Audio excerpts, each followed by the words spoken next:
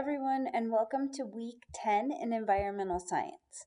This week we'll be studying content about freshwater oceans and coasts from chapter 12 in our textbook.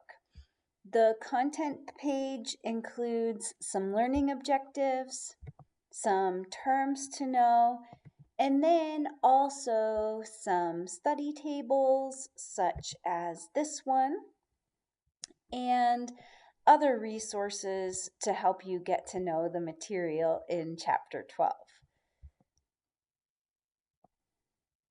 So finally, here's that study page.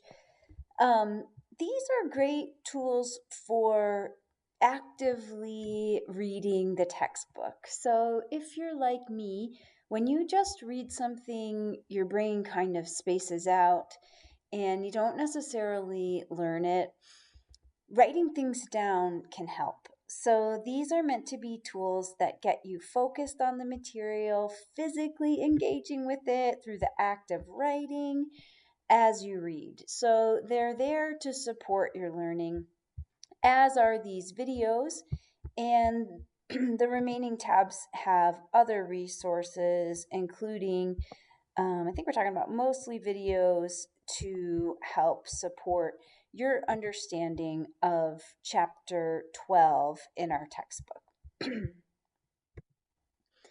This week we're going to have a class discussion about the removal of the 4 dams on the Klamath River. There's a ton of information on this page, including some historical perspectives. I love this article about the controversy that existed in the Klamath River Basin before the dams were removed. This is sort of an older article.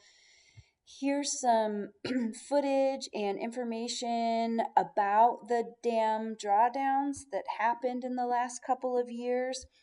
And then here's a few articles and video and website explaining some of the fish population numbers since dam removal, and also just a little bit about the restoration that's been happening in the basin.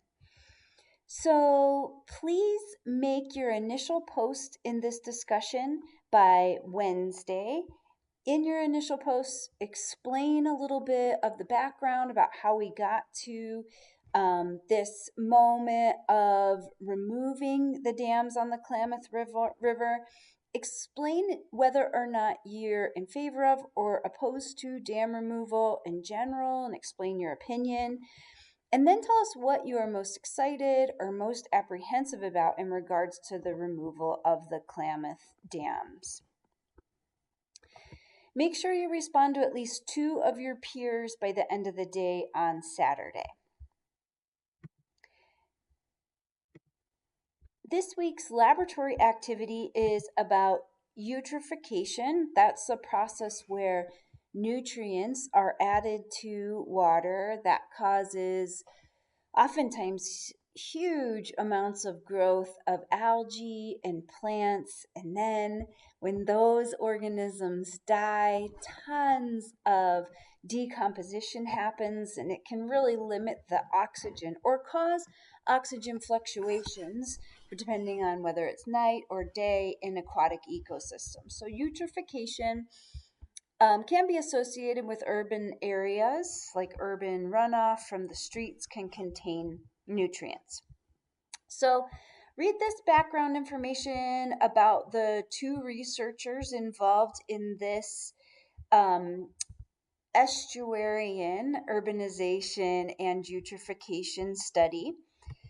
Here's a protocol explaining what to do.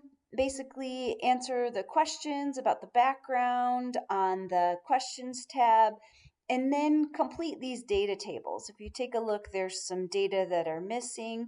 This one's going to be the fluctuation in oxygen levels from dusk to dawn.